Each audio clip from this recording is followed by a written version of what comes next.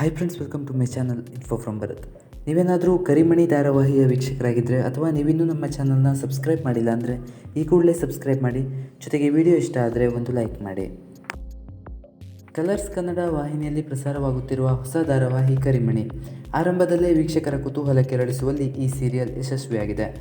ಯಾರಿಗೂ ಬುದ್ಧಿ ಕಲಿಸಲು ಹೋಗಿ ಸಾಹಿತ್ಯ ಮದುವೆಯನ್ನು ನಿಲ್ಲಿಸಿರುವ ಕರ್ಣ ಸದ್ಯ ಪಶ್ಚಾತ್ತಾಪದಲ್ಲಿದ್ದಾನೆ.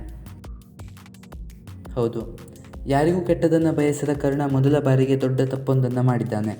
ಇತ್ತ ತನಗೆ ಆದ ಮೋಸಕ್ಕೆ ನ್ಯಾಯ ಕೇಳಲು ಸಾಹಿತ್ಯ ಕರ್ಣನ ಮನೆಗೆ ಧಾವಿಸಿದ್ದಾಳೆ. ಗೆಳೆಯನಿಗೆ ಸಹಾಯ ಮಾಡಲು ಹೋಗಿ ಸಾಹಿತ್ಯಾಳಿಗೆ ಅನ್ಯಾಯ ಮಾಡಿರುವ ಕರ್ಣ ಸದ್ಯ ತಾನು ಮಾಡಿದ ತಪ್ಪನ್ನು ತಾನೇ ಸರಿ ಮಾಡಲು ಮುಂದಾಗಿದ್ದಾನೆ.